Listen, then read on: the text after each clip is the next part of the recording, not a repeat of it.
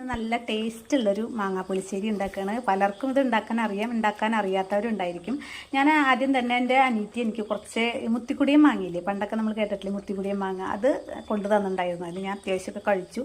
പിന്നെ കുറച്ചെടുത്തിട്ട്, കുറച്ചൊന്നല്ല കുറച്ച് കൂടുതൽ എണ്ണം, കാരണം ഉണ്ടാക്കി കഴിഞ്ഞാൽ അത് ഇങ്ങനെ എടുത്ത് കഴിക്കാൻ ഭയങ്കര ഇഷ്ടമാണ്. അപ്പോൾ കുറച്ച് കൂടുതൽ എണ്ണ എടുത്തിട്ട് മഞ്ഞൾപ്പൊടിയും ഉപ്പും വെള്ളവും കൂടി ചേർത്ത് വേവിച്ചിട്ടുണ്ട്.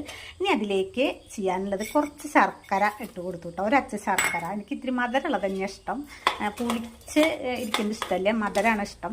അപ്പോൾ അത് എല്ലാവർക്കും അങ്ങനെ തന്നെയാണ് ഇഷ്ടം, കൂടുതൽ ഞാനാ കഴിക്കുക. അപ്പോൾ അത് ഇത്തിരി ഒരു അച്ച ശർക്കര ചേർത്തിട്ടുണ്ട്.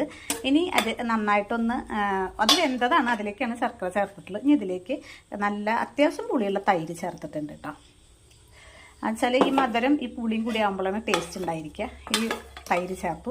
ഇനി ഇതൊന്ന് തിളച്ച് വരുമ്പോൾ നമുക്കിതിലേക്ക് മറ്റ് സാധനങ്ങൾ ചേർക്കാനുണ്ട്, അതായത് തേങ്ങ അരപ്പ് ചേർക്കാനുണ്ട് കേട്ടോ. പിന്നെ കടുകൊക്കെ വറുത്തിടണം. അപ്പോൾ അതൊന്ന് തിളച്ച് വരണം കേട്ടോ. ഈ ഇത് നമ്മുടെ തൈര് ചേർത്ത് കഴിഞ്ഞാൽ ഒന്ന് തിള വന്നു കഴിഞ്ഞാലാണ് മറ്റുള്ള സാധനങ്ങൾ ചേർക്കാൻ.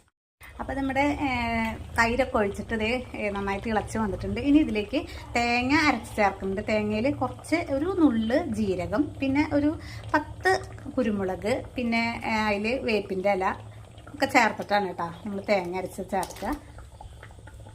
ജീരകം, കുരുമുളകും പച്ചമുളകും എന്തായാലും വേണം. ഇപ്പോൾ കണ്ട പാകത്തിന് കുറച്ച് കട്ടി വേണം, ലൂസായിട്ടുള്ളത് ടേസ്റ്റ് ഉണ്ടാവില്ല കേട്ടോ. കുറച്ച് കട്ടിയിൽ തന്നെ ചെയ്യുക. ഇനി ഇത് തിളച്ച് വന്നു കഴിഞ്ഞാൽ കടുക് വറുത്തിടാം. ഇറക്കി വെച്ചിട്ട് അതിലേക്ക് നല്ല വെളിച്ചെണ്ണ കൂടുതൽ എടുത്തിട്ട് അതിലേക്ക് കടുക്, ഉലുവ, നമ്മുടെ കറിവേപ്പില, പിന്നെ വലിയ മുഴുമുളക്, ഇതെല്ലാം കൂടിയിട്ട് നന്നായിട്ടൊന്ന് വറുത്തെടുത്തിട്ട് ഈ ഒരു കറിയിലേക്ക് നമ്മൾ ചേർക്കാം. ഇത്രയേ ഉള്ളൂ. കറി നല്ല സൂപ്പർ ടേസ്റ്റ് ആയിട്ട് കിട്ടും കേട്ടോ, നല്ല ടേസ്റ്റ് ആയിരിക്കും. എല്ലാവരും ഒന്ന് ഇത് അറിയില്ല വെച്ചെങ്കിൽ എല്ലാവരും ഇതുപോലെ തന്നെ ചെയ്യുക. പലരും അറിയുന്നവരുണ്ടായിരിക്കും. അപ്പോൾ ഇഷ്ടപ്പെട്ടു വെച്ചെങ്കിൽ ഫോളോ ചെയ്തോളൂ കേട്ടോ. ഓക്കേ.